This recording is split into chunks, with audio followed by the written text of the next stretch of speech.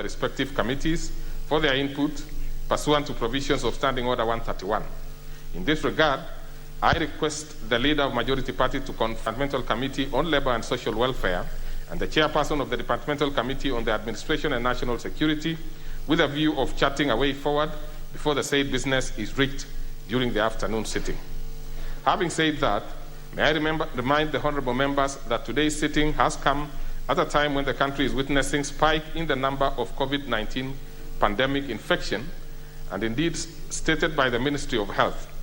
In this regard, I urge honorable members to continue strictly adhering to the Ministry of Health protocols issued for prevention of the pandemic.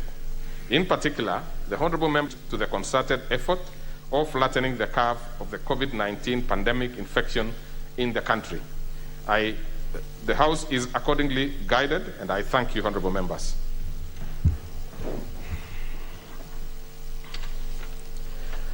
Order number 3, messages. Order number 4, petitions. Order number 5, papers. Under that particular order, we have the Departmental Committee on the Justice and Legal Affairs.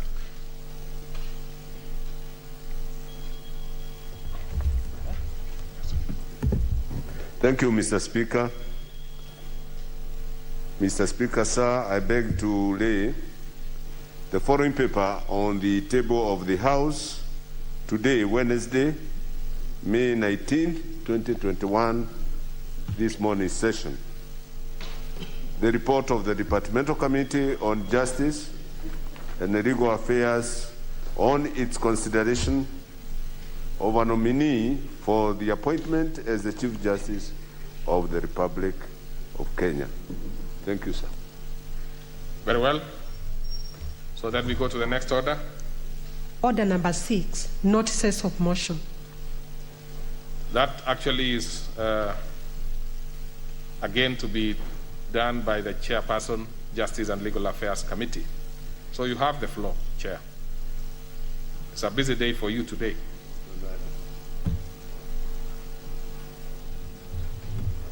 So again,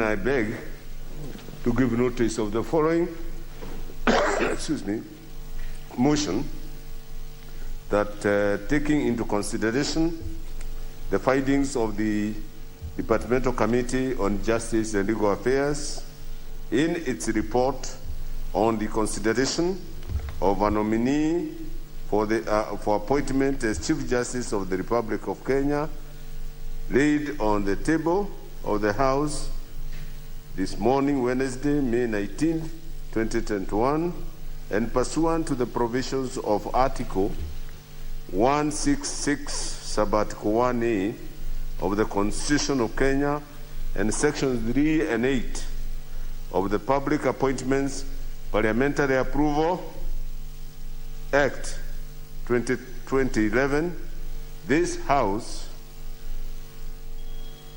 approves the nomination of the Honorable Lady Justice Martha Karambu Koome for appointment as the Chief Justice of the Republic of Kenya. Very well. So we move to the next order. Order number 7, questions and statements. Order number 8, motion.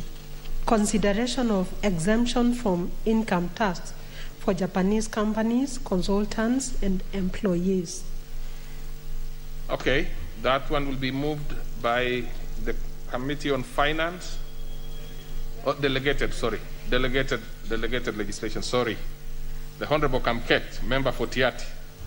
Proceed. Mr. Speaker, sir, I beg to move that this House adopts the report of the Committee on Delegated Legislation on its consideration of the exemption from income tax for Japanese companies, Japanese consultants, and Japanese employees, legal notice number 15 of 2021, laid on the table of the House on Thursday, 13th May 2021. Mr. Speaker, sir, I believe honorable members have been able to get the report of the committee from the table office so that they're able to follow this motion.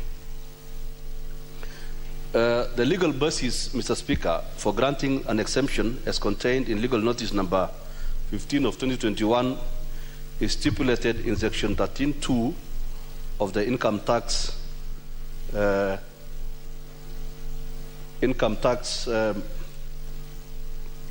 Act, Cap 470, which empowers the Cabinet Secretary to exempt certain income tax.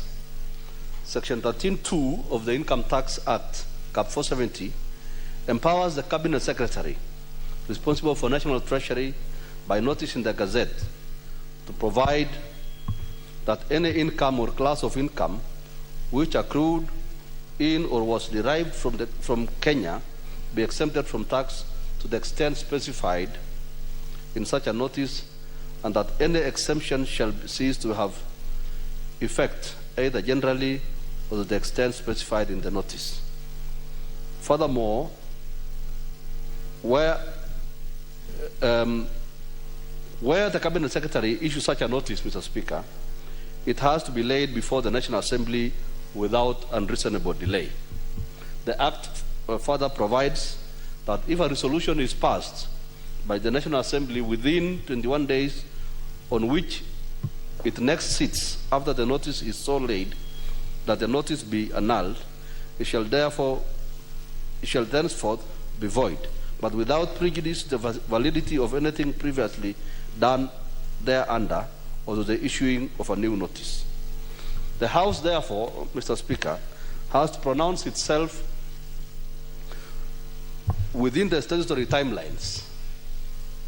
And if the notice is expressly approved, then it shall be deemed to have been implied approved. The exemption for income tax for Japanese companies, Japanese consultants and employees seeking to exempt those Japanese companies, consultants and employees was published on 26th January 2021 and submitted to the Clerk of Parliament and laid before the House and given to the committee on 21st March 2021 in accordance with the Statutory Instruments Act. The main purpose, Mr. Speaker, of this exemption of income tax before us today, as indicated is in respect of income accruing in or derived from Kenya by Japanese companies, consultants and employees involved in projects under the financing agreements signed between the government of Kenya and the government of Japan. The policy and requirement of the government of Japan is to have Japanese companies, consultants and employees involved in the implementation of any project financed by the government of Japan exempted from tax. This is not limited to Kenya only, but is the requirement of the government of Japan for all financing agreements between the government of Japan and any other government. All agreements signed between the Japanese government and the government of Kenya contain this exemption. Mr. Speaker, specific agreements are contained in the schedule which is contained in the report. For example, I'll just give a few examples, Mr. Speaker. The project for the improvement of the power distribution system in and around Nakuru County and Mombasa City County. The project for infrastructure development in Mombasa Special Economic Zone near Dongokundu area. The project for enhancing trade facilitation and border control capacity in East Africa. The project for human resource development, scholarship, health sector policy loan for attainment of universal health coverage, Olkaria 1 unit for geothermal power project, Moya irrigation development project, among others. They are all contained in the schedule. Mr. Speaker, sir, on scrutiny of this instrument, The committee examined the exemption from income tax for the Japanese companies, consultants, and employees in accordance with the Constitution of Kenya, the Interpretation and General Provisions Act, the Income Tax Act, and the Statutory Instruments Act. Pursuant to Section 16 of the Statutory Instruments Act, which requires the committee, where it's practically possible, to confer with the regulation-making authority, the committee held a virtual meeting with the regulation-making authority, that is the Cabinet Secretary for National Treasury and Planning, on 15th of April 2021, where he responded to the committee's concerns. The Cabinet Secretary assured the committee that the overall benefits to be derived from effective and efficient implementation of these projects outweigh the taxes foregone. In addition, the income from the jobs created from the projects and the income derived from the expenditure on the said projects generates revenue that is far much above the tax foregone as a result of the exemption. Honorable Speaker, the members raised some concerns that that the exemption seems discriminatory and stands to benefit Japanese nationals more than the Kenyan citizens, considering that local companies are not exempt from tax, yet the Japanese enjoy expatriate benefits. In addition, some Kenyan companies doing business in Japan do not enjoy similar exemptions. Members also sought, Mr. Speaker, to note the status of each of the agreements earmarked for exemption. Documents were submitted indicating that 4 of the 16 projects are grants, while the rest are loan agreements. The committee, Mr. Speaker, observed as follows. Having examined legal notice number 15 of 2021 in accordance with the Constitution of Kenya, the Interpretation and General Provisions Act and the Statutory Instruments Act.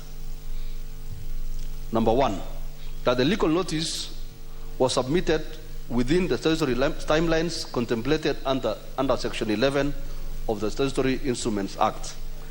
2, that the legal notice was published on 26th February, submitted to the clerk on 9th of March, and laid before the House on 23rd of March, which is all in accordance with Section 11 of the Statutory Instruments Act. Mr. Speaker, on the matter of public participation, the committee observed that the National Treasury and Planning submitted before the committee and in their documentation forwarded to the National Assembly that the legal notice is an understanding between the two governments and that public participation may therefore not apply.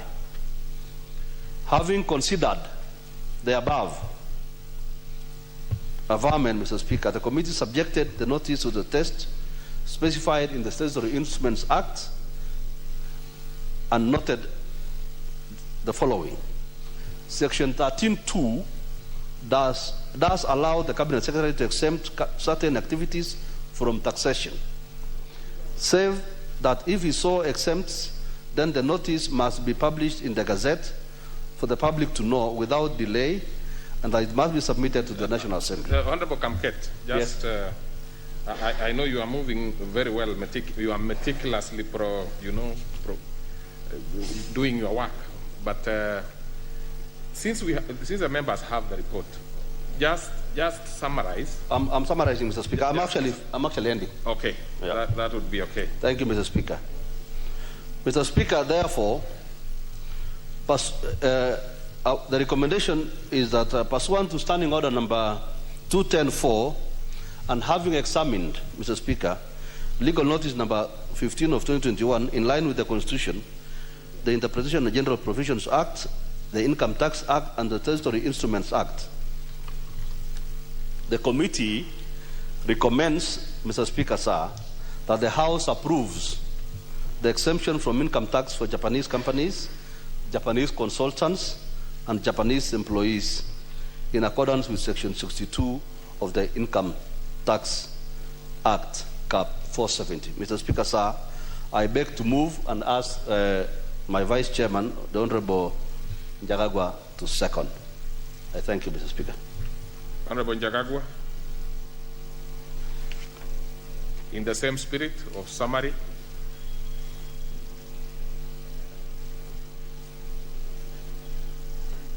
I can't seem to trace your card here.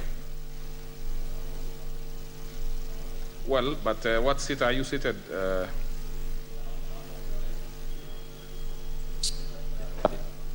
There you have number now. 19. Number 19. Actually, it's 161 from my end. Thank you very much, Honorable Speaker. I know you're in a hurry because of the next motion that is coming. No, I'm not in a hurry at all. We have specific times until 1 p.m. So I'm just saying that we should summarize. And by the way, this goes to even the next, the move of the next motion. Motion. We really don't need a lot of details. I believe members, once they have the report, they can be able to, get it easily. So we don't really need to take a lot of time. I'm not saying specifically to touch you, the Honorable Njagagwa. Thank you, Speaker. Generally. Thank you, Speaker. Generally, I will say this. Not that I stand guided by you. Sorry. Yes. In support of what my chairman has said, this is an agreement purely between the government of Kenya and the Japanese government. What the Japanese government is seeking is to get an exemption of its employees and companies and their consultants for the work that they do to Kenya or that they do in Kenya. Basically, this is for the monies that they give to Kenya as grants or loans, that they are saying, we have brought in this kind of money, exempt our people, exempt our consultants, exempt our employees from paying income tax in Kenya. Purely because even from where they are coming from in Japan, they are paying their income tax. So, Mr. Speaker, having had my chair, and having had the CS for National Treasury, Mr. Yakuri Atan, via virtual meeting, he was able to explain and expound why we should give this exemption. And as a committee, in as much as there are issues raised, do Kenyan companies that do business in Japan, do they get the same kind of exemption? Now that we leave to the Ministry of Foreign Affairs and the Kenyan government in its totality to negotiate such exemptions for Kenyan companies doing business in Japan or other countries that give us money.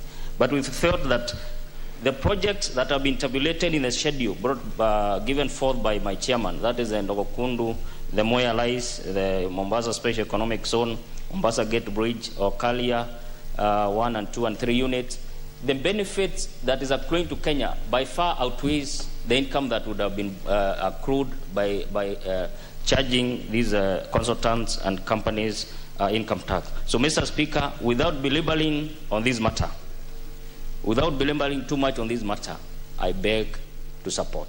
Thank you. Thank you very much. Second. Chair, having seconded, I will move to the next step, which is to propose. Other members, you can take your seats, those who, or freeze wherever you are. So, honorable members, I propose a question which is that this House adopts the report of the Committee on Delegated Legislations on its consideration of the legal notice number 15 of 2021 on the exemption of income tax for Japanese companies, Japanese consultants, and Japanese employees laid on the table of the House on 13th May 2021, pursuant to provisions of Section 13(2) of the Income Tax Act, approves legal notice number 15 of 2021 on exemption from income tax for Japanese companies and Japanese consultants and Japanese employees. Now, members, you make up your mind, those ones who will want to speak on this one and the ones who want to speak on the next, because I will be picking from the list. So then, therefore, it might disadvantage you by dropping yourself a little lower. So let's start with the leader of majority party. I believe the ones who will be pressing intervention will be actually requesting this particular one. So they may lose on the other one, but still it is okay. This is also an equally important issue. Yes, thank you, Honorable Speaker. Honorable Speaker, I rise to support this report from the committee on the exemption. And really by way of, just to put it on record, that in the first instance, as a country, we already signed up to give these exemptions. So Parliament is only ratifying what was already agreed as a condition of being given the grant. And the logic is very clear, that if the Japanese government is to give Kenya a certain amount as a grant or as a concessional loan. You cannot then also seek to profit from the same grant by taxing the services that are being provided as part of the operationalization of that grant by Japanese companies. Because the grant agreement or the loan agreement will have those provisions that certain services, certain goods will be sourced from Japan. And they will pay their taxes in Japan. And rather than tax here and try to operationalize double taxation agreement, for all donor-funded projects, the standard is we will provide you with money, we will provide you with some will come in terms of goods, some will come in services by Japanese companies, but they will pay their taxes at home and not here. And the standard is also within the operation, the UN and others. And the other thing I just want to highlight, if you look at the schedule, which is within the report, you'll find again most of these projects are rollovers of what started, like the Okerias, I believe, started the Mombasa Port, July 2017. But some of these are earlier projects that began in 2010, in 2012, even when we didn't even have these legal requirements that tax exemptions must be approved by Parliament, because it was within the powers of the Cabinet Secretary to do the exemption. But now, because of some of the changes that we did, it now requires this matter to come to Parliament. So basically, we are only ratifying what would ordinarily have been done, what was already included in a financing agreement, and the observation by the committee that Kenyan companies doing business in Japan are not getting similar treatment is really comparing apples with oranges, because Kenya is not giving grants or concessional loans to Japan that require that Kenyan companies supplying goods or services in Japan will be exempted. If we did that, then we could ask for reciprocity. And I think that's I just want to have that on record for the Hansard for future generations to know the rationale for doing this and not the reciprocity with the Kenyan companies.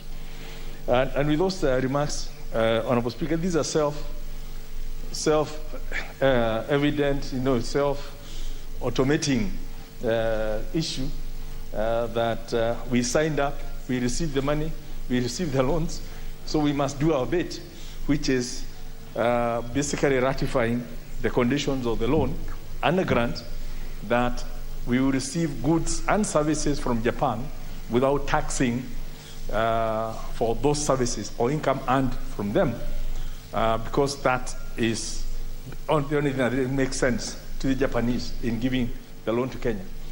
And I'm sure we'll probably have several other issues coming of other countries. So with those remarks, I beg to support. Okay, member for Gilgil. I can see this is a matter that we can actually dispense with quickly, because I see only one more member interested. Thank you, Mr. Speaker. And this is just to support my committee in this report. And Mr. Speaker, as has been said by the mover and the second, I will not repeat, but our mandate was really simple, and it was to actually confirm and check whether these agreements and these exemptions, are they in accordance with the Constitution? Are they going against any act of Parliament? Do they infringe on any fundamental rights of the public? And I think, Mr. Speaker, I can confirm that we actually had we had several long meetings on it. We tasked the CS Treasury, noting, Mr. Speaker, that even when we are doing what the Leader of Majority is saying is rubber stamping or just forwarding it, that we still represent the people. We had the right to ask the questions that we asked as a committee. We put the CS to task to actually confirm and give us a list of these projects. We confirmed that majority of them were actually not loans, were actually grants. And so the issue of double taxation was easy to actually now understand, because they're actually giving us grant to take care of several projects in the country. So we were convinced that the statutory requirements as by the Statutory Instruments Act were followed. We were we were actually convinced on the issue of public participation, which was an issue that we had raised because we needed to know, to be able to gauge the fundamental rights and the infringement for the public. That is the only way to do it. So I think we are in agreement that we support, and I support the committee, and I support the exemption as has been moved by our chairman. Thank you, Mr. Speaker. Okay, seeing that there's actually not a major issue here, nobody else is interested. So we give the mover to reply.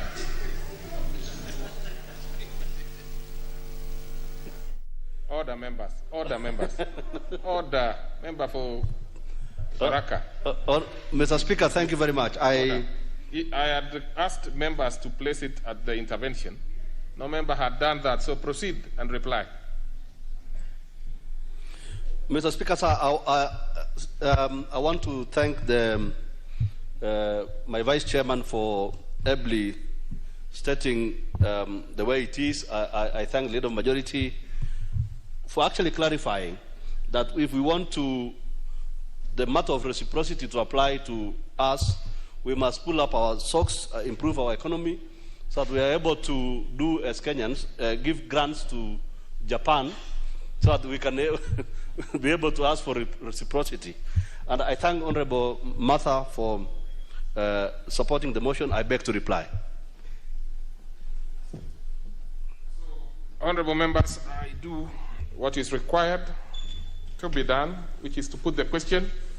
I put the question, which is that this House adopts the report of the Committee on Delegated Legislations on its consideration of the legal notice number 15 of 2021 on the exemption from income tax for Japanese companies, Japanese consultants, and Japanese employees laid on the table of the House on Thursday, May 13, 2021, pursuant to provisions of Section 13(2) of the Income Tax Act, approve the legal notice number 15 of 2021 on exemption from income tax for Japanese companies and Japanese consultants and the Japanese employees. Will as many as of that opinion say aye? Aye. Many as of a contrary opinion say nay? The ayes have it. Next order. Order number 9, special motion. Consideration of a nominee for appointment as the Chief Justice of the Republic of Kenya. Okay, what is it? I'm surprised, Honorable Kamket, that after your motion has passed, what is out of order with your motion passing?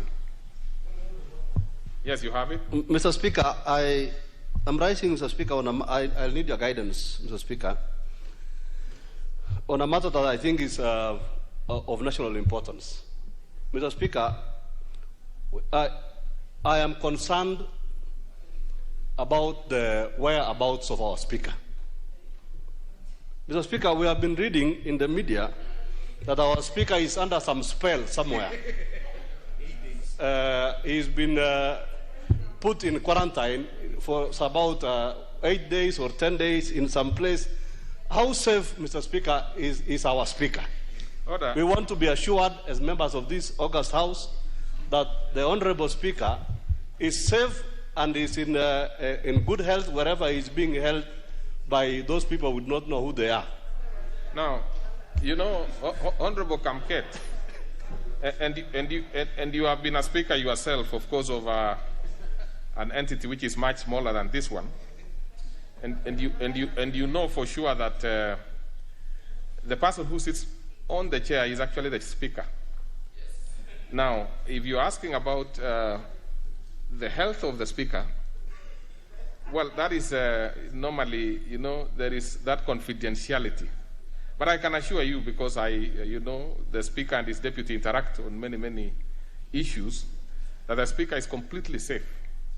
Now, if there be a quarantine, which I do not know which quarantine you refer to, it is definitely not a medical quarantine.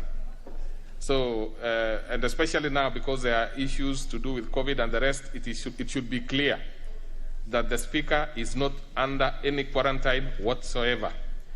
Now, the speaker, like every other occasion, has many things that he does and attends to, and he's attending to one of them.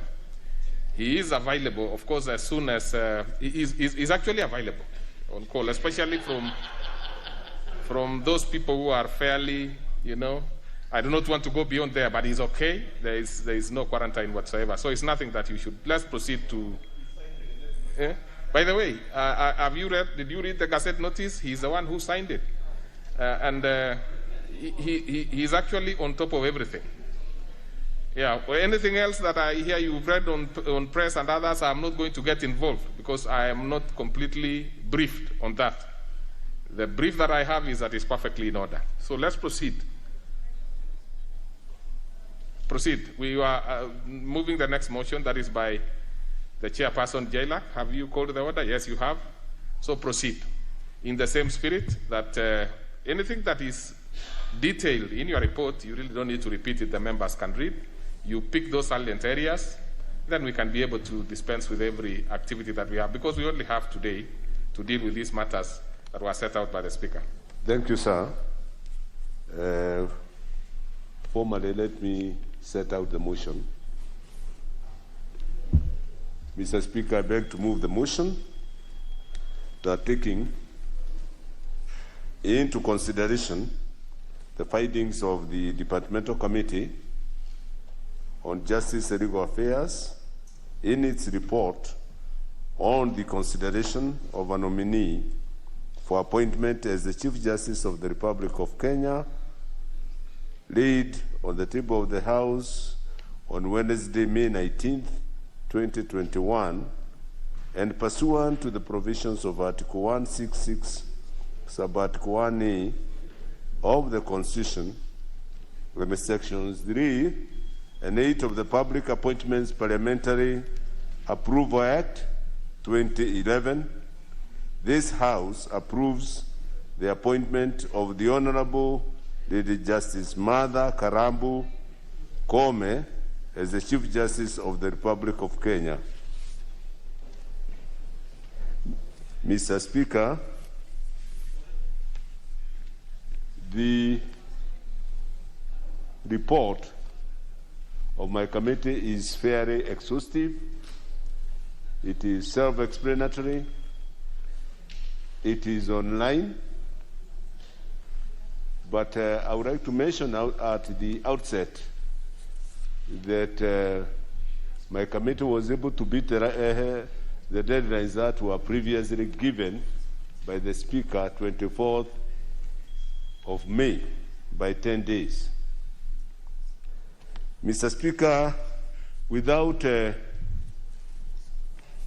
delving into the major report, I would like to highlight, with your permission, some of the special attributes that make the Honorable Martha Koome stand out uniquely as a first above equals, but with unmatched qualities for the office of Chief Justice. Mr. Speaker, if you allow me to remove my mask, to be able to. I'm very uncomfortable. Yes, I have kept distance. With that, as you can see. You see, we have been very consistent in asking members. It's only that you are in an N95, so it is interfering with your. Yes. The voice, that, you know, I can see you have some problem with creating that voice. Yes. But Mr. Speaker, indulge me. You need to wear the mask. You will be brief anyway, so put the mask. And by the way, the member seated next to you does not have a mask, and I might actually take very, very serious steps against her, because the two of you not in a mask is not good at all. We take your advice. Yes, so proceed. Mr. Speaker, let me highlight some of the attributes that relate. And by the way, we can hear you very well. Proceed, please. The judge is a wife, mother, and has a solid family background, has very sound educational and professional background, wide experience in family law, children's rights, and human rights. has vision to revolutionize the judiciary and eliminate corruption in all forms and shades. She believes I can testify that she demonstrated that she believes in active constitutionalism and has distinguished herself in upholding the Constitution without influence of political, ethnical, or other parochial considerations. She is an able communicator who undertakes to improve the relationship between Parliament and the executive and the judiciary to ensure that budgetary allocations as a constitutional budgetary allocations to the judiciary as a constitutional requirement is met so that independence of the judiciary is sustained.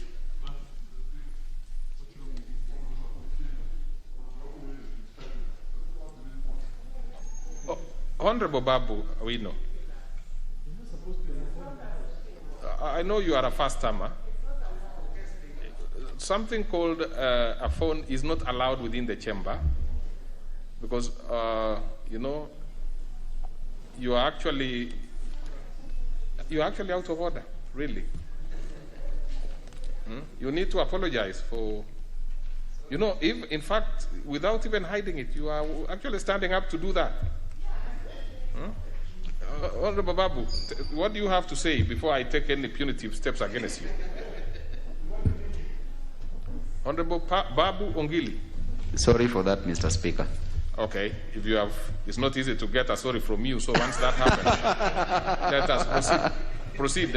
Out of respect. Proceed. Thank you, Mr. Speaker. If I may continue.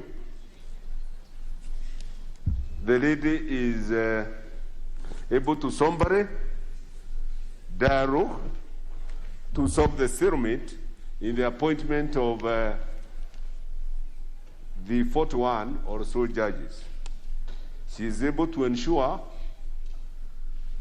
that the ratio in Wabora case, if you recall, Mr. Speaker, sir, the Wabora case, that the courts should, with a lot of circumspection and sparingly, issue orders that may inhibit parliamentary processes and procedures.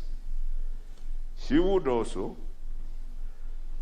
she confirms that she wrote to unnecessarily create bad blood with the other arms of government. She has a vision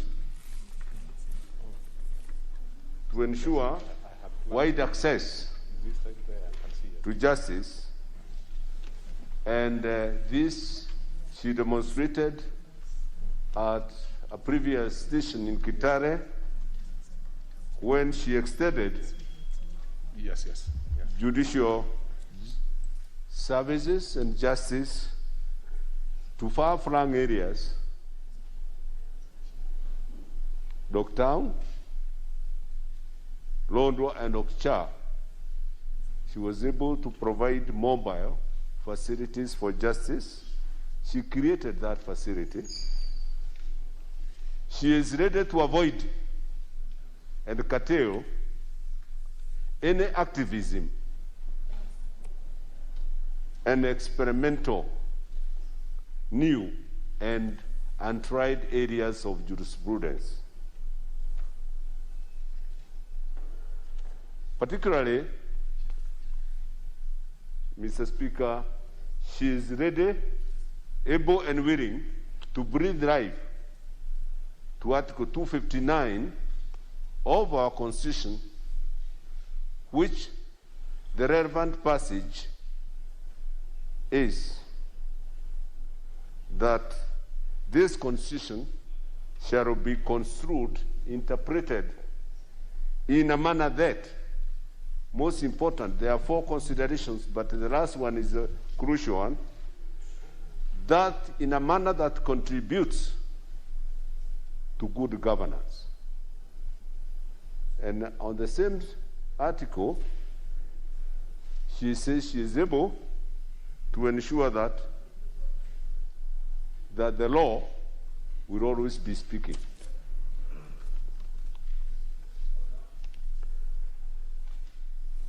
We found that she is able to think outside the box and that she would not be living in a judicial island or utopia or ivory tower. She aspires to do substantial justice other than delving on technical formalities. She will critically think beyond Maraga advisory by invoking the principle that the law serves man and humanity and not the reverse. That the law is not static, must be actualized in a manner that contributes to good order. She will be seeking to reclaim lost glory for the judiciary in line with the principles enunciated, those professional colleagues and others that may know, the principles that were for a long time enunciated by the late Justice Chunalal Madan. That is the greatest Chief Justice Kenya has had so far. Then there was another judge, the principles laid by a judge in Uganda, 1966, Sir Udo Udoma, who in 1966, after Obote overthrew Kabaka, there appeared to be a vacuum in government. And that judge said that there can never be a vacuum in institutions of government, and that because Obote government appeared to be in control de facto, he made it the jure government of Uganda. Then lastly, there is Lord Denning, famous for what we call high trees, espousing on estoppel, and many other milestones. I mentioned this because these are her mentors. Mr. Speaker, the other salient matters that were noted by the committee are that there were some objections raised to her appointment made by Nelson Harvey, Keref Kaliva.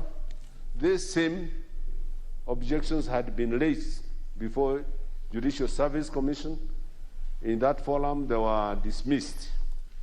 But in my committee, in its wisdom, found that these objections had no root, they were unmeritorious, unsubstantiated, vexatious, and malicious. The committee was also satisfied with the response by the nominee to the objections. All the necessary statutory reports and other necessary reports by KRI, intelligence, and other bodies were furnished to the committee. That Article 166 relating to appointment of the Chief Justice were met, and that all the statutory procedures preceding the approval had been duly met. Mr. Speaker,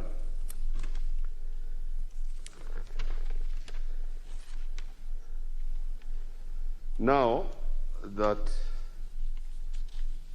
the statutory procedure and constitutional provisions were met, all the requirements were met in the first schedule of the Judicial Service Act 2011 on provision relating to the appointment procedure for appointment of judges.